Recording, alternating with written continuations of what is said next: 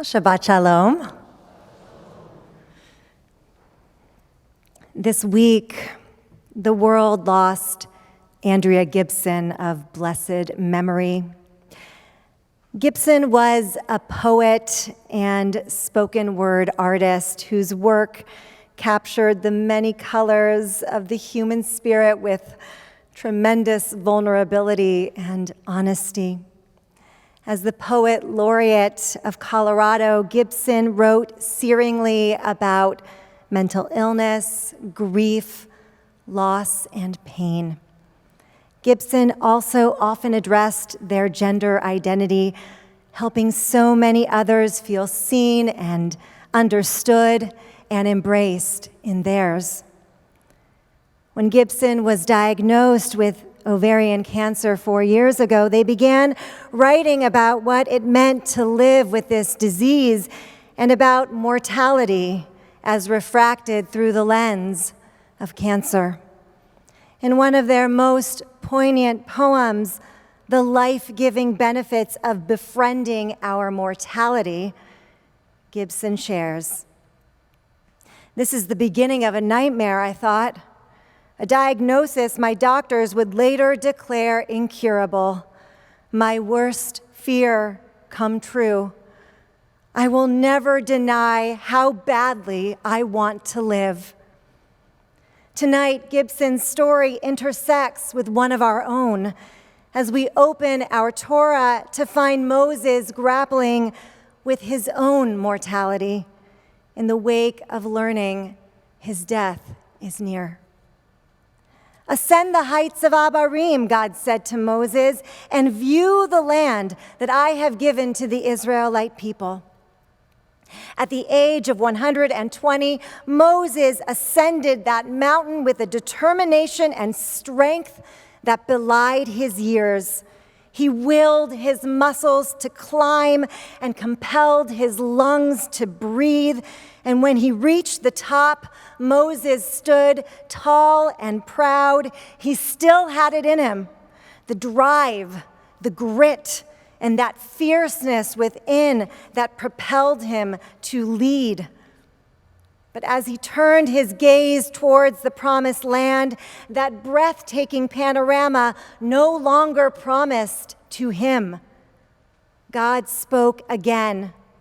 "When you have seen it, you too shall be gathered to your kin, just as your brother Aaron was." For Moses, there would be no postponements or extensions or reversals. This moment would be his last. And soon he would close his eyes, lay down his head, and draw his final breath. What does it mean to face mortality? For Moses, it is first about acceptance. Acceptance that the rules of nature do apply to him, that he would not live into eternity. As the ancient Romans used to say, memento mori, remember, we all must die. We all must leave it all behind. This was a hard pill for Moses to swallow, for even in the face of God's punishment, which prevented him from entering the land, and even in the face of Aaron and Miriam's deaths, Moses had not yet come to terms with his own end. For his sacred work of shepherding was not yet done. His goals were not yet accomplished, and his people were not yet ready to put their trust in someone new. But God left Moses no choice in the matter. What does it mean to face our mortality? For Moses, it is an epic struggle of the soul, a struggle characterized by yearning and desperation and indignation over a fate he cannot control, and questions he cannot answer, beginning with, why? Why did he have to die when his eyes were, quote, still undimmed and his vigor unabated? Why did he have to let go of his positions, his relationships, and his life when he was not yet ready? And why did everything have to come to an end all at once? Where was the justice in this death? Where was the reason? Oh, how Moses suffers in the wake of this decree, and oh, how he longs to change God's mind. And so he bargains, he begs, and he pleads in scenes found in both our Torah and Midrash. He tries flattery. Oh, my sovereign God, you who let your servants see the first works of your greatness, you whose powerful deeds no God in heaven or on earth can equal, please. He tries supplication. Let me, I pray, cross over and see the good land on the other side of the Jordan. And he tries fury, screaming at God, your Torah is a fraud. This is the reward for 40 years of labor and pain, which I have gone through in order for Israel to become a faithful and holy people. When none of this works, Moses simply breaks down and, like a child, draws a circle around himself, saying, I will not move from here until you annul the decree. His anguished refusal is, for many of us, deeply familiar. He isn't ready to move outside of his circle. He isn't ready to step into the unknown. He isn't ready to say goodbye. Like Moses, we know what it is to fear the onslaught of death. We know what it is to yearn for more time for ourselves or our beloved ones. And we know what it is to curse a world in which death and illness are meted out in what feels like the most arbitrary of ways. Moses models humanity and fragility and suffering in the face of mortality, but he also models something else. In between the heartache, the anger, and the pain, Moses uncovers something quite surprising, even wonderful. With credit to the 18th century commentator, the Or HaChaim, the light of life, there is a moment of wonder baked into this otherwise weighty encounter. Recall that our verses read, God said to Moses, ascend the heights of Abarim and see the land that I have given to the Israelite people. When you have seen it, you too shall be gathered to your kin, just as your brother Aaron was. Now the Or HaChaim zeroes in on the phrases, see the land, and when you have seen it. Our scholar noting that the second phrase doesn't repeat the word land, writes, God did not limit himself to the previous words, see the land. The Torah wanted to indicate that Moses' power of vision had been expanded. Moses first sees the land, and then he sees so much more.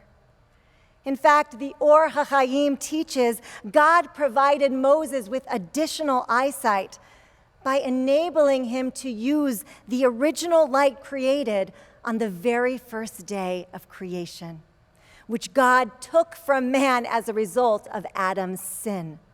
God had been keeping this extra light until this very moment, allowing Moses to see the land, his people, his purpose with a clarity unmatched, that he might die with his eyes truly open.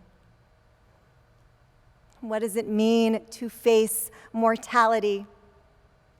For Moses, it is unexpectedly the opportunity to see more clearly and for whatever time he has left, the opportunity to share God's light most generously. It is an astonishing shift that is echoed by the poet Andrea Gibson, who wrote, "Mortality turns 2020 vision into infinity vision. And there's nothing more real than our final hours, the windows of the heart thrown open to the truth that love is all there is."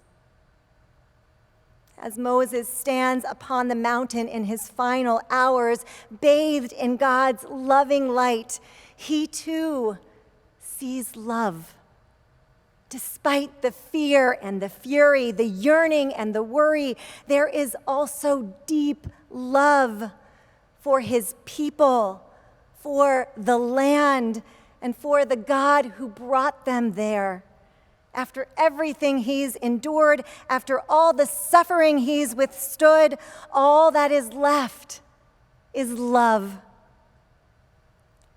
Returning to the poem, the life-giving benefits of befriending our mortality, Andrea Gibson writes how mortality often starts in a nightmare, but ends in love. This is the beginning of a nightmare, I thought, a diagnosis my doctors would later declare incurable. My worst fear come true, but stay with me, because my story is one about happiness being easier to find once we finally realize we do not have forever to find it. About mortality being the seed of our bliss, though I know from conversations with friends we are all taught the opposite. Nothing wakes us to awe more than life's brevity, which is to say, forming an intimate relationship with our mortality could not only save us, it could save our world. I know the culture we live in. I know mortality isn't small talk, but I wish it was, because it is the seed of connection, the seed of true healing, and the seed of love. For Gibson and for Moses, mortality begins in nightmare, in the fears we all face, in the worries we all carry, but ends powerfully, triumphantly, and then gently in love. May all who are living in this space of fear and fragility, and all who are witnesses to these journeys, find some measure of comfort in this version of mortality. It is a version etched in pain, but sealed always in love. Can you hear Ratzon?